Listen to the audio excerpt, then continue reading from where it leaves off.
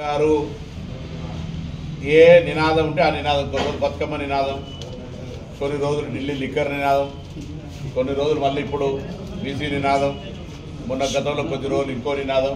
దయచేసి ఇటువంటి వద్దు. జాగృతి అప్పుడప్పుడు యాదికి వచ్చినప్పుడు జాగృతి ఇవన్నీ వద్దు. నిజంగా చిత్తశుద్ధి ఉంటే ఫస్ట్ మీ బ్రదర్కు, మీ బావగారికి, మీ తండ్రి గారికి ఈ సమాచారాన్ని నింపు పంపమని చెప్పండి. మీరు కూడా ఏదైనా లిఖితపూర్వకంగా ఏదైనా సలహా సూచనలు చెప్తే తీసుకుంటాం. ఉద్యమించే కంటే ముందు మనం గతం నుంచి కూడా ఒక నానుడి ఉంది, సామదాన భేద దండ. నువ్వు ఒకటే దాని దండ కాడిపోతున్నావు, ముందు సామరస్యంగా మాకు చెప్పండి. చేయనప్పుడు ఇది జరుగుతుంది అనేటువంటి తేడా వివరించే ప్రశ్న చేయండి. అవన్నీ ఏం లేకుండా వాటికనే పొలిటికల్ పార్టీకి సంబంధించి ఏదో ఐడెంటిఫికేషన్ చేసుకోవాలని బీసీలలో ఏదో బాగా ప్రేమ వరపరుస్తున్నట్టు చెప్తే తప్పవుతుంది. కాబట్టి దయచేసి అటువంటి మళ్ళీ మిమ్మల్ని ఒక ఆడపడుచుగా, ఆడబిడ్డగా మాతోటి మాట అనిపించుకునేటువంటి ప్రయత్నం వద్దు.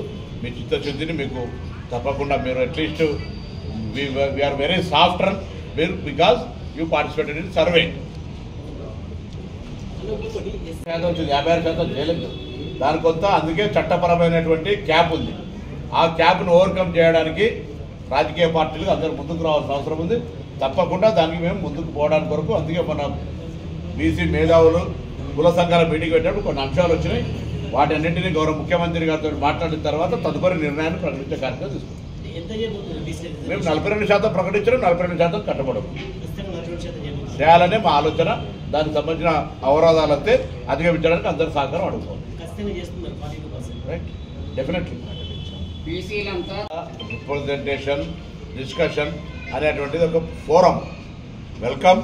ఎవరికి ఏమైనా అప్రహెన్షన్స్ ఉంటే మేము సబ్ కమిటీగా కానీ ప్రభుత్వ పరంగా ముఖ్యమంత్రి గారు కానీ వాళ్ళకు ఉన్నటువంటి అనుమానాలను నివృత్తి చేయడానికి మేము సిద్ధంగా ఉన్నాం. ఇందులో ఎటువంటి ప్రభుత్వానికి హిడెన్ ఎజెండా లేదు. ఏకసభ్య కమిషన్ ఇచ్చిన దాని ప్రకారంగానే ముందుకు పోవడం జరిగింది.